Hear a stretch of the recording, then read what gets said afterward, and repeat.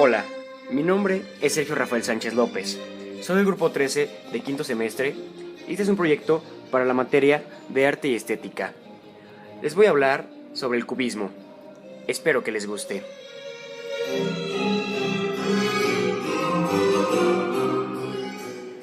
El cubismo es una corriente artística que se originó en Francia en el año 1907 y se extenderá hasta el año 1914 aproximadamente.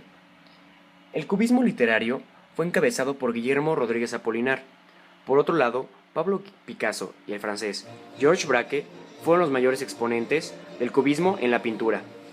Cabe destacar que fue el primer movimiento artístico del primer cuarto del siglo XX, y con su descomposición de la figura y su renuncia a la perspectiva tradicional, revolucionó el mundo de la pintura, tanto como el de la literatura.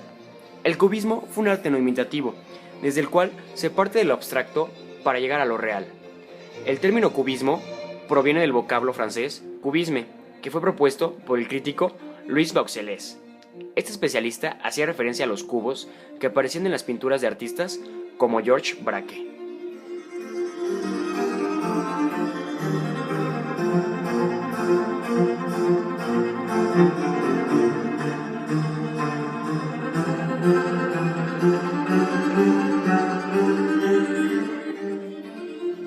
El origen de este movimiento proviene de dos fuentes muy distintas. Por un lado, la de la cultura primitiva africana, y por otro lado, la influencia del pintor francés Paul Cézanne, y su tendencia a reducir los volúmenes de los objetos reales a elementos esenciales como el cilindro, el cubo y la esfera. El primer cuadro cubista fue pintado por Picasso en el año 1907 y fue Las señoritas de Aviñón. En él, las figuras femeninas representadas están singularmente tratadas. Son formas planas cuyas siluetas aparecen como fracturadas y los trazos que las desmilitan son siempre rectilíneos y angulares. Al mismo tiempo, se comete el intento de representar un rostro humano de frente y de perfil. El estilo cubista reclamó una pintura plana bidimensional, opuesta a las técnicas tradicionales de la perspectiva y el claroscuro.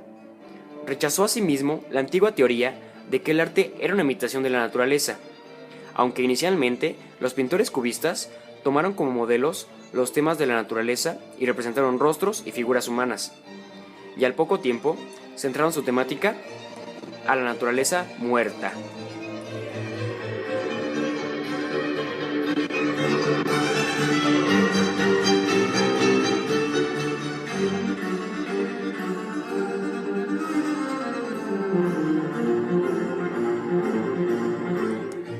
Este movimiento artístico se dividió a su vez en dos tendencias, el cubismo analítico y el cubismo sintético. El periodo del analítico transcurrió entre 1910 y 1912. Los lienzos de esta época se caracterizaron por el análisis de la realidad y la descomposición en planos de los distintos volúmenes de un objeto para que la mente captase su totalidad. Desde el principio se pretendía un arte más conceptual que realista. Predominaban los ángulos y las líneas rectas y la iluminación no era real, o sea que la luz procedía de distintos puntos. La gama de colores se simplificaron, era una radical tendencia al monocromatismo, castaños grises, cremas, verdes y azules. Con todo ello, se intentaba combinar la tridimensionalidad del mundo real con la bidimensionalidad de la obra artística. En una primera etapa de la fase analítica, todas estas formas aparecieron generalmente compactas, para irse haciendo cada vez más amplias y fluidas, hasta difuminarse en los bordes del lienzo. Los elementos preferidos fueron instrumentos musicales, en especial la guitarra, botellas, pipas, vasos y periódicos, aunque nunca se excluyó la figura humana. Entre las obras más destacadas de estos momentos, cabe señalar Muchacha con mandolina de Picasso y Hombre con guitarra de Braque. A partir de 1912 se desarrolla la fase sintética. Esta trajo consigo la reconsideración de algunos de los modos expresivos del anterior.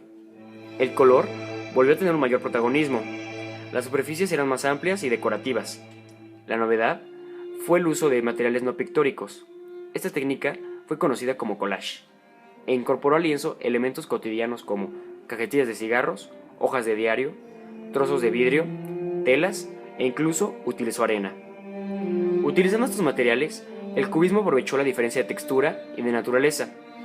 para plantear desde un ángulo original la cuestión de qué era la realidad y qué es la ilusión. Este estilo cubista, Braque realizó sus famosos papeles collage y Picasso obras como El jugador de cartas. El cubismo literario adquiere cartas de naturaleza en 1913, fecha en la que Apollinaire publica un compendio de sus trabajos críticos, meditaciones estéticas acerca de la pintura cubista y un libro de poemas llamado Alcohols.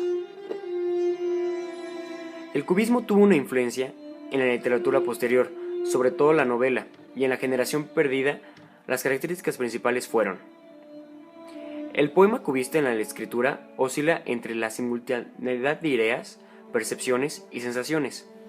Rompen la puntuación de orden de las palabras, desaparece la rima y el poema se convierte en una representación gráfica de lo que expresa y se les denomina calígrafas.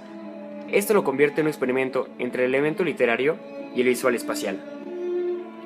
Reivindica la autonomía total y absoluta de la obra de arte, y el escritor pretende captar la simultaneidad de la realidad. El poema se entiende como objeto, como fin en sí mismo. Hay una exaltación de los elementos de la modernidad, sin llegar a los extremos del futurismo. Exaltan el cosmopolitismo y la pasión por el viaje y la aventura. Son los primeros que incorporan el elemento humor a través de los juegos verbales de Apollinaire y Max Jacob.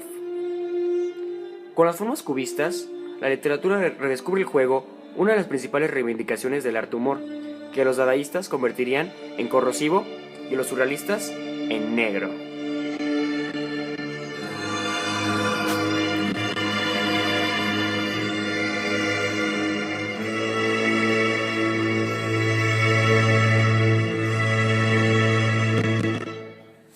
Se puede decir que con la guerra de 1914, el cubismo, que había tenido una vida intensa desde 1907, se desintegró como vanguardia artística, aunque su influencia fue enorme a lo largo del siglo XX.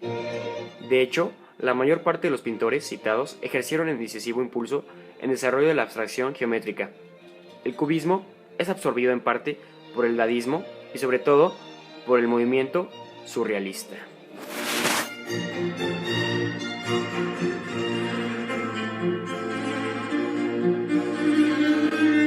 Bien, esto es todo.